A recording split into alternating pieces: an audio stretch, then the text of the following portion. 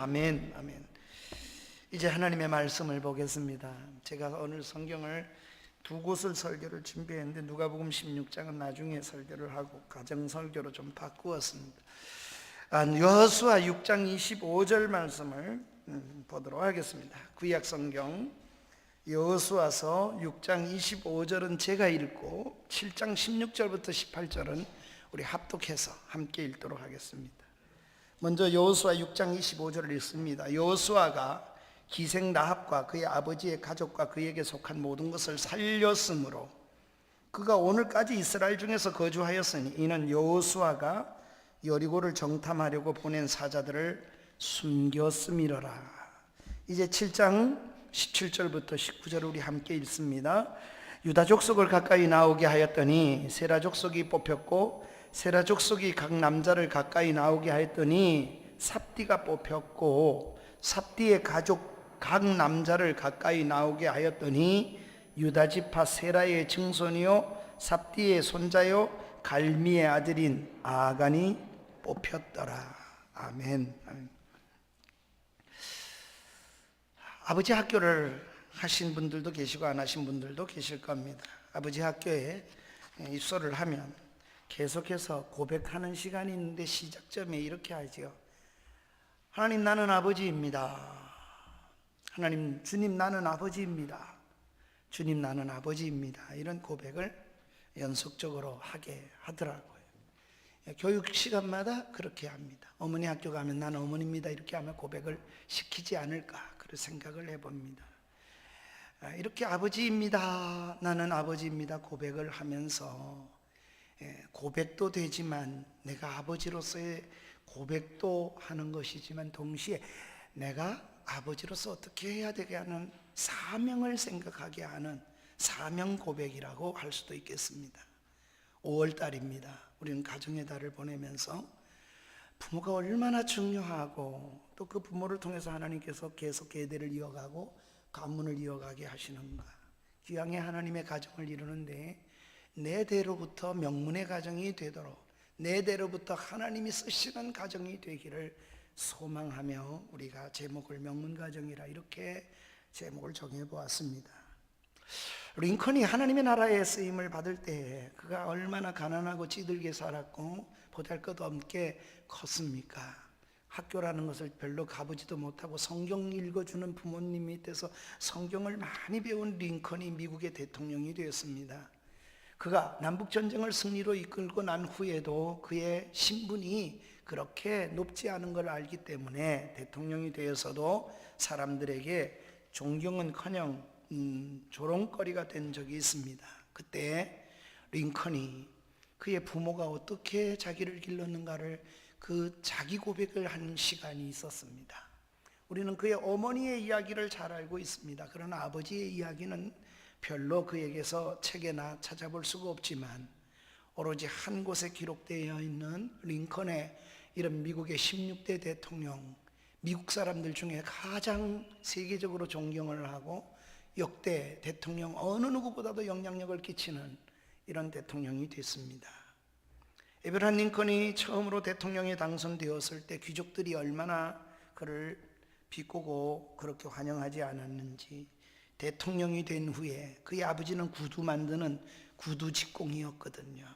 그래서 구두 직공이 아들이 대통령이 된 것이잖아요. 그래서 링컨이 자기 연설을 하기 위해서 대통령 취임 연설을 상원 의원에서 하기 위해서 상원을 찾았습니다. 그랬더니 링컨이 상원에 연설을 하기 직전에 한 나이든 귀족이 링컨이 대통령 된 것에 대해서 모욕을 주려고 자리에서 일어나서 먼저 연설을 했습니다.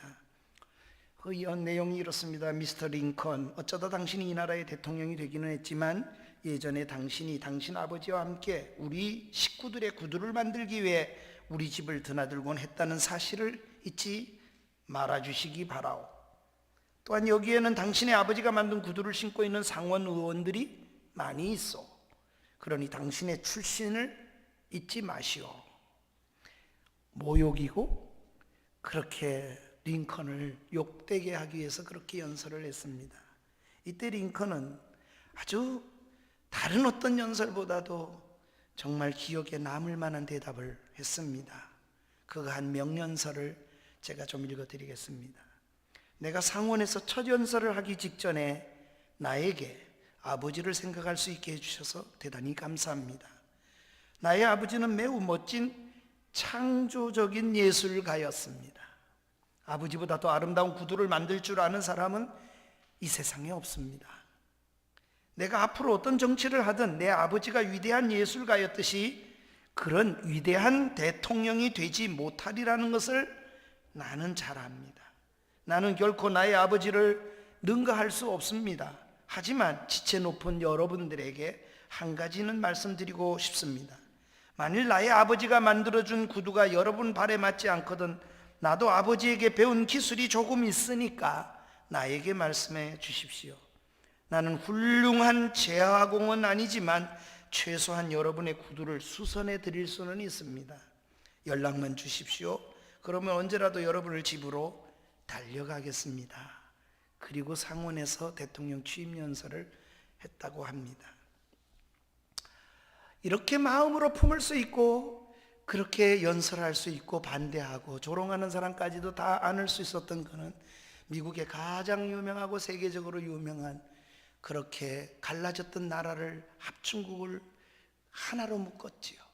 그리고 그가 대통령이 된 이후에 대통령 전에 미 합중국과 링컨이 대통령 이후에 미 합중국은 전혀 다른 미국으로 그렇게 이전 이후로 사람들에게 평가를 받는 나라가 되어지기 시작한 것입니다. 지금도 미국에 가면 여러분이 뉴욕에 가면 링컨 기념관을 볼 수 있습니다. 어느 누구보다도 가장 존경하는 대통령으로 생각하기에 그의 기념관을 백악관이 다 보이는 정면에다가 만들어 놓았습니다. 링컨은 복된 가정을 가졌던 것입니다. 우리 모두가 복된 아버지가 되시고 복된 어머니가 되시고 우리 자녀들이 복된 자녀가 되어서 어디에도 굴하지 않고 비굴하지도 않고 어떤 형편에서든지 최선을 다하는 하나님의 명문의 가정, 신앙의 가정을 이루기를 주의 이름으로 축복합니다. 여리고성과 관련하여 두 가지 운명적 대조적인 가정이 나타납니다.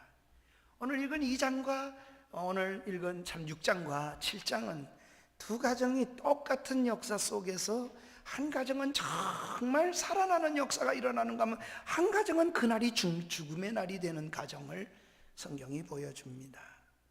이방인입니다. 그럼에도 불구하고 여리고성이 무너지던 그날 라합과 그의 가정은 살아나는 가정이 되었는데 또 다른 가정 하나는 이스라엘 백성인데도 불구하고 아간이라 하는 그 가정은 그렇게 여리고가 점령되고 승리하는 그날 가족 전체가 다 죽임을 당하는 일을 만나게 되었습니다. 그러니 한 가정은 살아나고 한 가정은 죽는 가정이 되었습니다. 이 두 가정의 이야기를 중심으로 해서 명문의 가정을 이루는 우리 하나님의 뜻을 한번 생각해 보고자 합니다. 먼저 라합의 가정입니다. 살아나는 가정이고 산 가정이 되었습니다. 여리고를 점령한 후에 모든 것에 대해서 우리 하나님의 명령이 있었습니다. 다 멸하라. 이것은 하나님의 명령이었습니다. 6장 21절에 보면 하나님께서 이렇게 말합니다. 온전히 드려라. 여리고는 너희들 힘 때문에 이긴 것이 아니라 그냥 한 바퀴씩 돌고 7바퀴를 돌으라. 그냥 북쳐라, 소리 질러라. 하나님이 하라는 대로 말씀을 따라 전쟁한 게 아닙니다. 믿음으로 그냥 한 거예요. 그랬더니 여리고 성이 그렇게 이중벽이 다 무너졌어요. 하나님은 그 여리고 성에서 어떤 물건도 전리품으로 취하지 마라. 그 어떤 사람도 살려놓지 마라. 그 어떤 짐승이나 소나 양도 하나도 살려놓지 말아라. 다 하나님께 돌려라. 죽여라. 이게 하나님의 명령입니다. 여러분, 이것은요 하나님께서 진멸하는 의미는 모든 죄의 첫 근원을 보여주시는 겁니다. 죄에 대해서 모든 걸 멸하는 모습을 하나님이 그렇게 명령하신 겁니다. 죄로 진멸된다는 의미를 보여주신 거지요. 그런데 이 명령 가운데 여리고에 있던 짐승도 다 죽고 사람도 다 죽어요. 그런데 여리고 그 죽는 데서 살아나는 가정이 있습니다. 이 죽는 가운데 오직 한 가정이 살아납니다. 바로 라합의 가정입니다. 오늘 본문 25절에 제가 읽었죠. 그 25절에 보면은 하나님께서 라합의 가정을 살리는데, 라합의 이야기 앞에는 하나가 계속 따라 나오죠. 그의 직업과 같고 그가 어떻게 살아온 삶을 보여주는 기생 라합, 라합이라고 말하지 않고 기생 라합이라고 계속 라합 이야기가 나오면은 언제나 이 두 글자가 따라옵니다. 바로 라합입니다. 2장에 보면은 좀 더 자세하게 이 라합이 어떤 일을 했는가를 잘 보여줍니다. 정탐꾼이 들어왔을 때 그들을 숨겨주었고 그들을 잘 돌아갈 수 있도록, 그래서 여리고 성에 들어가 있을 때 라합의 집에 들어왔던 그 정탐꾼들을 잘 살려서 돌려보내준 것입니다. 그가 그렇게 한 것에 대해서 성경은 뭐라고 해석을 하는가 하면 하나님을 바라보았기 때문이다고 얘기합니다. 그러니까 라합이 살아난 데는 하나님을 바라보는 것이 있었습니다. 그는 이스라엘의 하나님에 대한 소문을 다 듣고 있었습니다.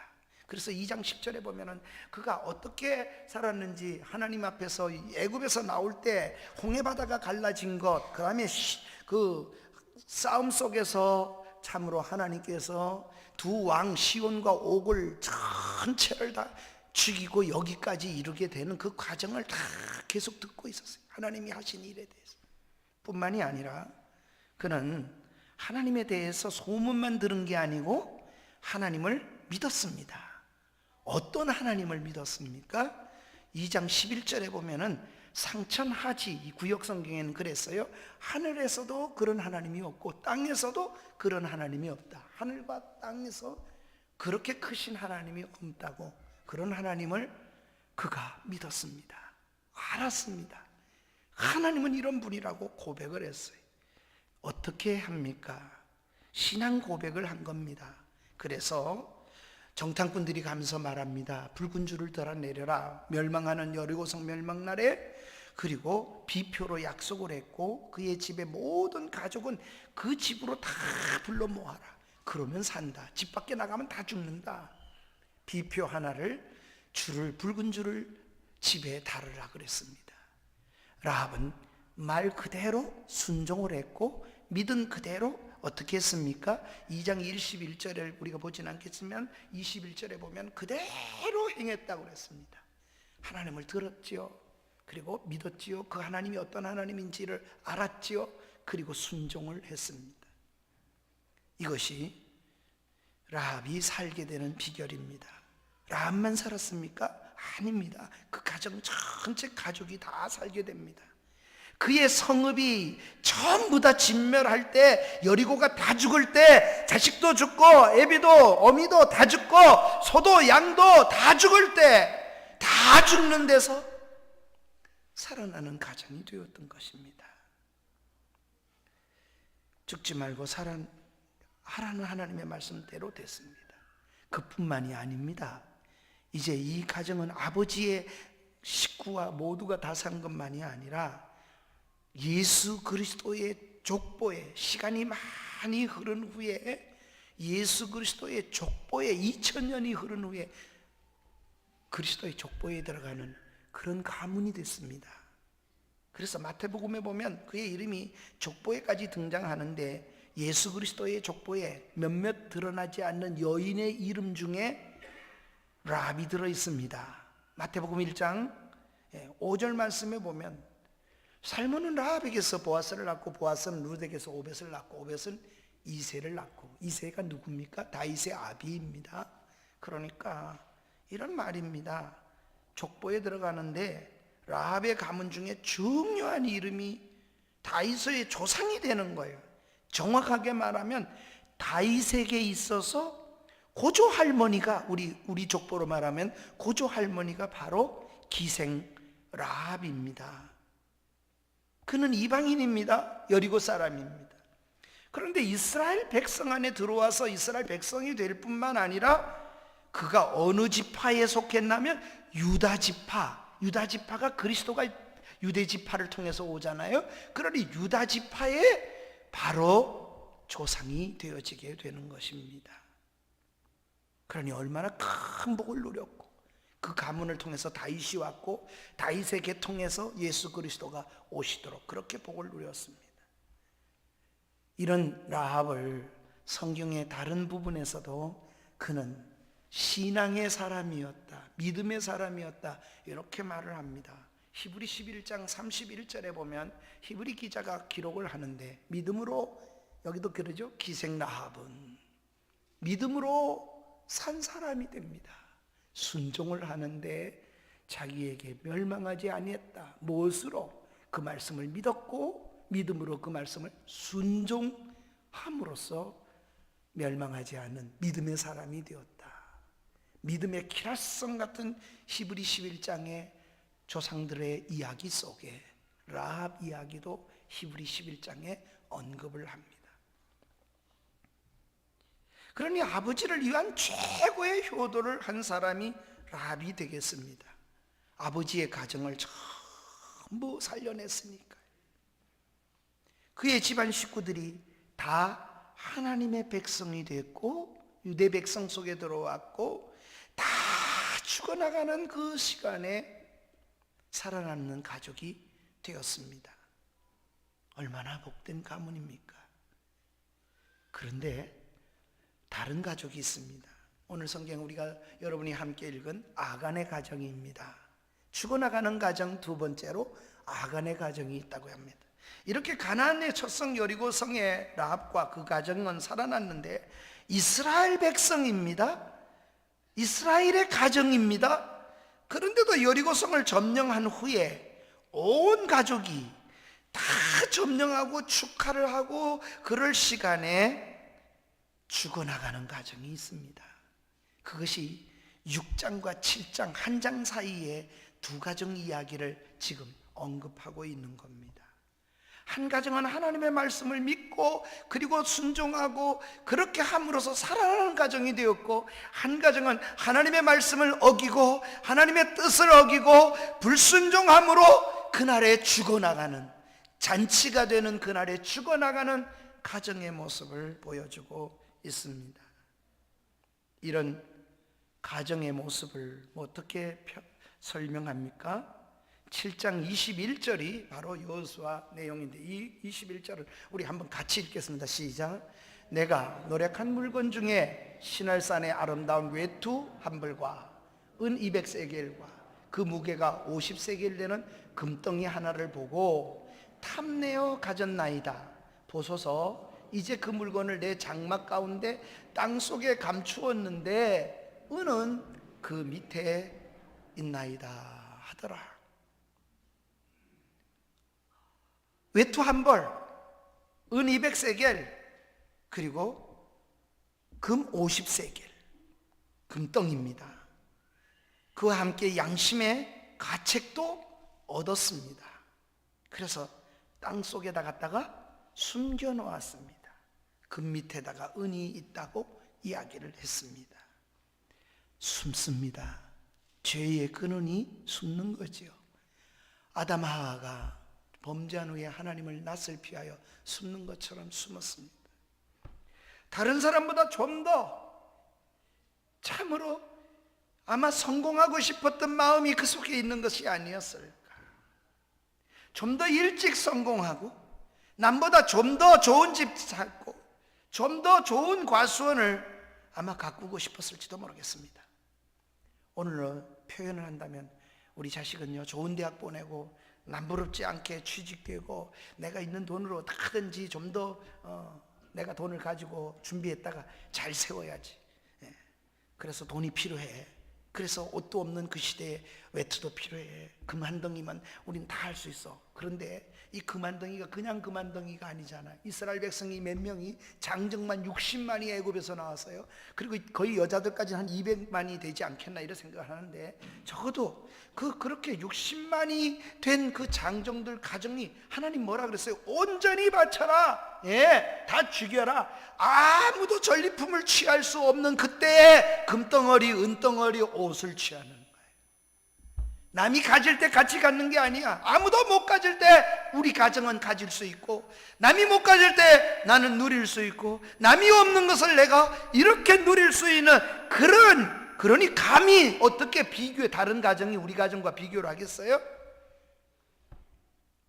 이렇게 상대적으로 부요를 누리게 될 것이라는 생각을 했을지도 모르겠습니다. 우리 가족을 위해서, 자녀들을 위해서 내가 이런 일을 하는 거야 이러고 생각했을 수도 있습니다. 그러나 그것은 결과론적으로는 가족을 죽이는 결과를 가져왔습니다. 무엇이 그렇게 만들었나요? 신앙이 잘못됐고 과정도 잘못됐습니다. 잘못된 방법으로 가족을 살리려고 하는 것, 자녀를 위한답시고 부정한 방법을 쓰는 것, 이게 결코 복이 되지 않습니다. 결국 모든 것을 다 잃어버렸습니다. 그는 장막의 금덩이를 비롯하여 부정하게 손에 넣은 물건을 숨겼지만 써보지도 못했습니다. 하나님 그렇게 두지 않았어요. 그 장막에 있어서는 안 될 물건이었어요. 왜냐하면 그 장막에는 하나님이 엄히 명했어요. 다 버리라, 다 죽이라. 이거 하나님 것이라, 하나님께 바쳐진 것이라, 하나님이 바쳐진 거라 그래요. 그래서 하나님의 양이고 소고 그 여리고에 있는 건 다 하나님 거예요. 그래서 하나님 앞에 전체 것이니까 그렇게 하라 그런 겁니다. 담아두어서는 안 될 것을 담아두었습니다. 그리고 그것이 가정의 가장 중요한 자리라고, 이것이 우리를 지켜줄 거라고 그렇게 두었습니다. 그러니 들어와서는 안 될 것이, 자리에서는 안 될 것이 가정의 자리를 잡았고 들어와 버렸습니다. 당장은 마음이 든든합니다. 금이 있고 은이 있습니다. 외투도 있습니다. 그러나 말씀을 거스리는 것이었고 온 식구가 그걸 지켜봤을 겁니다. 그래서 성경은 가족을 다 언급하는 걸 보면 분명히 그 아버지가 하는 거 자녀들도 봤을 것입니다. 아버지의 이런 탐욕을 보면서 함께 가족이 다 병들어간 겁니다.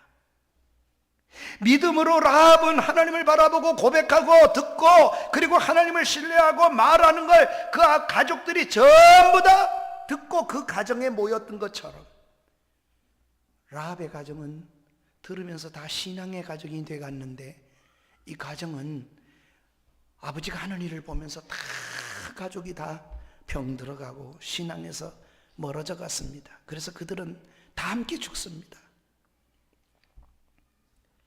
그들의 족보가 나옵니다. 7장 1절에 보면은 그들의 족보가 나오는데, 우리 같이 7장 1절은 같이 읽겠습니다. 시작.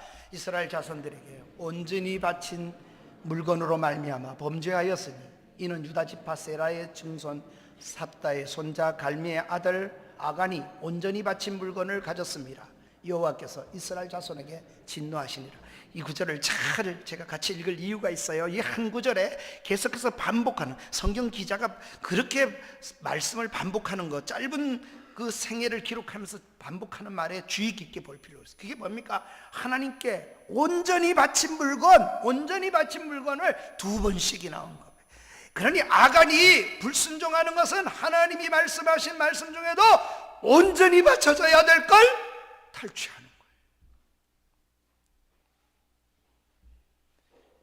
18절에도 나오지만 다시 보면 그는 어떤 지파 사람인가 그러면은요, 이스라엘의 12지파 중에 유다 지파입니다. 예수 그리스도가 어느 지파에서 온다고요? 유다 지파에서 온다니까요. 그러니까 유다 지파의 족보 명문 가정에 들어갈 수 있는 사람입니다. 유다 지파입니다. 아간의 증조 할아버지는 세라고, 할아버지는 삽디고, 아버지는 갈미였습니다. 족보가 다 나와요. 모든 이름이 그런데 어디에 나오느냐? 더럽혀진 이름에 있습니다. 자식들에게는 잘못된 아버지가 되었습니다. 그런데 참 성경이 이 한 장 사이에서 이 두 가정을 이야기하면서, 한 가정은 유대인도 아니고 이방 사람인데도 불구하고 믿음으로 바로 유대 지파 중에, 유다 12지파 중에 가장 그리스도의 계보가 되는 유다 지파 속에 들어가는 기생 라합의 가정이 되고, 유다 지파에 있던 아가는 가족이 다 죽임을 당하는 이런 날이 된 겁니다. 그러니 저 안미는 불신자가 유다 지파로 들어오고 유다 지파였던 사람이 쫓겨나서 죽는 사건입니다. 무엇이 그렇게 바꿨나요? 믿음과 순종이 그렇게 만들어 버렸죠. 그러니 얼마나 슬픈 가정입니까? 망하는 가정. 그뿐입니까? 이런 망함은요, 자기만 망하지 않아요. 아가인의 범죄로 말미암아 이스라엘 전체가 곤욕을 치르게 돼요. 그 다음 전투에서, 아이성 전투에서 이 아간 때문에 이 죄가 정결되기까지, 다 바쳐진 것 정결되기까지 아이성 전투에 나갔던 이스라엘의 많은 다른 사람들이 많이 죽어나가요. 가족뿐이 아니라 이웃에게 큰 피해를 주는 사람이고, 이웃뿐 아니라 그 민족에게 피해를 주는 상처를 입힙니다. 이런 가정은 차라리 없는 게 낫잖아요. 자자손손이 복되게 되어야 되지 않겠습니까? 조금만 기다리면, 아이성을 이겼을 때는 하나님께서 너희가 그 전리품은 다 취하라 그럽니다. 불과 며칠만 참았으면 하나님께서 다 주실 터인데, 그 며칠을 참지 못하고 말씀에 불순종하다가 이런 가정이 되고 말았습니다. 다 잃어버렸습니다. 사랑하는 여러분, 세 번째로, 그래서 우리는 명문가정을 이루어야 되겠습니다. 지금까지는 어떻게 살아왔더라도 여러분의 직업이 기생라합이었더라도 하나님의 말씀이 우리에게 들려진 그 시간부터 우리는 새로운 각오를 하고 이 문을 열고 나가야 합니다. 하나님, 우리 가정이 복된 가문이 되게 하시고, 내가 아버지입니다, 내가 어머니입니다, 사명을 따라 살게 하시고, 지금까지는 그렇더라도 나 때부터는 새로운 가문을 써갈 수 있도록 복되게 해 주시옵소서. 이렇게 가정을 행복하게 만드는 것, 세 번째, 명문 가정을 만드는 법을 좀 생각해 보십시다. 첫째, 우리는 알아야 될 것은 아간을 통해서 하나 깨달은 게 뭡니까? 물질이 가정의 행복을 보장하지 않는다는 사실입니다. 부가 가정의 식구의 앞날을 보장하는 것 같지만, 금덩이가 보장하는 것 같지만 결코 아니라는 사실을 우리는 뼈저리게 아셔야 합니다. 오히려 양심과 도덕을 담보하지 못한 물질과 부요함은 가정에 오히려 큰 위협이 됩니다. 무너질 날이 오는데 그 무너짐은 너무 커서 자기만이 아니라 자기 주변, 자기 민족까지도 아프게 만들어 놓는 그런 가정이 되어버린다는 것입니다. 그래서 부가 목적이 되면 위험합니다. 과정과 방법에 문제가 따르기 때문이고, 부를 이루었다 그러면, 그렇게 부를 이루었다 그러면 더 큰 위험이 다가옵니다. 차라리 부자가 안 되면 나아요. 부자가 된 게 더 문제가 될 수 있습니다. 그래서 성경은 계속해서 경고합니다. 부가 목적이 되면 결국 자기를 파괴한다고. 디모데전서 6장 9절로 10절에 보면은 이렇게 말합니다.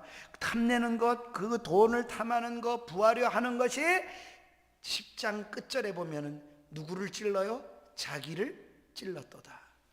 자기를 향해서 반드시 망하게 만듭니다. 인격도 망하고, 자기가 먼저 망하고, 그리고 가족도 전체가 다 망하는 것이죠. 온갖 시험에 빠지고 스스로 찌를 날이 온다는 겁니다. 가슴을 치고 그게 나를 찌르는 것이 된다는 거예요. 그러나 온갖 부자 되지 말아야겠구나, 또 이렇게 생각할까 봐 걱정입니다. 그런 얘기가 아닙니다. 성경에 보면요, 아브라함도 부자죠, 이삭도 부자죠, 야곱도 부자죠, 요셉도 부자죠. 욥은 동방에서 제일 큰 부자라 그래서 성경이 부자 얘기가 없습니까? 아닙니다. 부자 얘기가 있습니다. 그러나 부를 물려주려고 기록되는 것은 하나도 없습니다. 언제나 가정의 행복이 부로 맘지 않는다는 사실을 인식하고 믿음으로 살았던 믿음의 사람들의 이야기를 하지, 돈을 많이 물려줬기 때문에 이렇게 성경에 기록한 것은 아무 데도 없습니다. 또 자기가 애써서 벌어서 어떻게 해야 돼요? 잘 써야 된다고 말하는 거예요. 애써서 벌어야 돼요. 그러니까 부모를 기대하지 마십시오. 또 그것 때문에 형제간에 부모가 좀 있었다고 부모 자식간에 그걸 가지고 싸우고, 형제간에 부 때문에. 또 어떤 때는 신문에 보니 가끔은요, 그걸 지켜내려고 합의혼을 하는 이게 가정입니까? 이게 아주 망할 징조예요. 그래서 그걸 지켜내려고 합의혼을 하는 이런 모습도 있습니다. 물질로 인해서 가정이 파괴되는 것은 불행한 일입니다. 물질 앞에 가정이 갈등하고 분쟁하고 소송에 휘말리는 거 얼마나 불행합니까? 물질의 손해를 보지 않기 위해서 위장 이혼까지 한다? 벌써 그건 가정도 아닙니다. 그것이 가정을 또 살려낼 수 있을까요? 혹시 살릴 것처럼 보여도 하나님은 절대로 기뻐하시지 않습니다. 하나님 기뻐하시지 않는 것이 얼마나 가겠습니까? 하나님은 부자 잘못됐다고 말하는 것이 아닙니다. 물질로 건강한 가정이 되라는 것입니다. 그래서 부지런히 애써서 물질을 모으십시오. 그리고 손을 펴십시오. 그렇게 한 모든 물질을 손을 펴라는, 어떻게 하라는 겁니까? 선한 일 했으면 하나님께서 이렇게 미래가 밝다고 말합니다.